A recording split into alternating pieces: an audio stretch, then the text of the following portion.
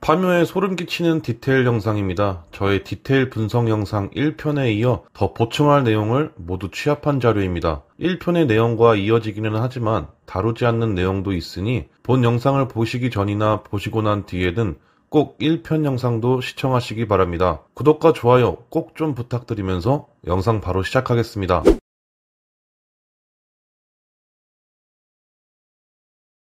1편에서 영화를 이끌어가는 주요 캐릭터 4명의 영화 속 이름을 소개하였는데, 이외에 영화 속 보국사라는 절을 세운 스님의 법명은 원봉으로 독립운동가 김원봉의 이름에서 따온 것을 알 수 있습니다. 그리고 무당 화림에게 의뢰를 요청한 LA 부잣집 가문의 장손 박지용은 친일파 박재순과 이지용의 이름에서 따와 합친 것으로 이해할 수 있습니다. 영화 속 주제의식을 담은 장치들은 인물들이 몰고 다니는 차량 번호판에도 심어져 있습니다. 풍수사 상덕이 몰고 다니는 차량의 번호는 082로 장의사 연근이 모는 운그차의 번호는 1945. 이 둘을 합쳐 1945년 8월 15일 대한민국의 광복절을 의미합니다. 또한 무당 화림의 차량 번호는 0301, 1919년 있었던 3.1 운동을 의미합니다.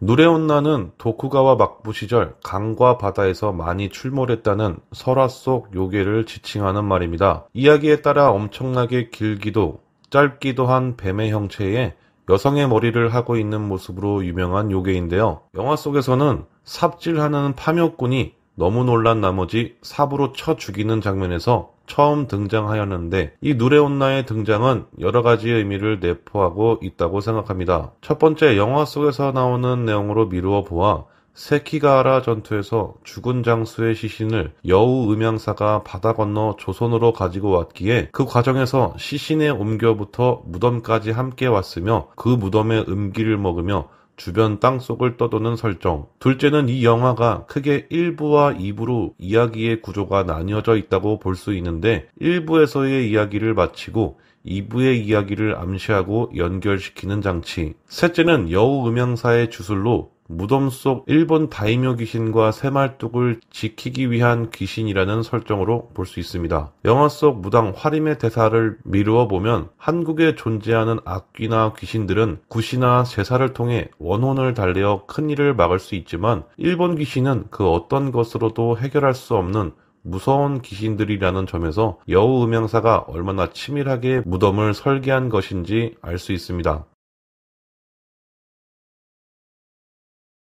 여우음양사는 도쿠가와 에도 막부 시절 일어났던 세키가하라 전투에서 적군 10,000명의 목을 베고 죽은 장군을 주술을 부려 귀신으로 만들어냅니다. 이후 이 다이묘 귀신은 영화가 진행되면서 여러가지 눈여겨볼 만한 특징들을 보여주는데요. 그 특징들을 보면 실제 세키가하라 전투에 참전한 역사적 인물들의 모습들을 합쳐놓았다고 볼 수 있습니다. 실제 세키가하라 전투 당시 도쿠가와로 대변되는 동군에 속했던 장수 모가미 요시아키는 그의 고향 대화의 여우라는 별명을 가지고 있습니다. 여우가 범의 허리를 끊었다는 대사, 여우 음양사라는 영화 속 장치들과 상응하는 설정입니다. 또한 보국사에서 모습을 드러내기 직전 화림에 의해 발견되는 다이묘 귀신의 지네 모양 투구는 일본 에도 시기의 장수 다테 시게자네의 투구입니다. 여담으로 지네 모양 투구는 뒤로 물러서지 않는다는 의미가 있다고 하며, 실제 다테 시게자네는 세키가하라 전투에 참여하지 않았고 그의 사촌이었던 다테 마사무네가 동군으로 해당 전투에 참여하였습니다. 전투에 참여한 또 다른 장수 초소카베 모리치카는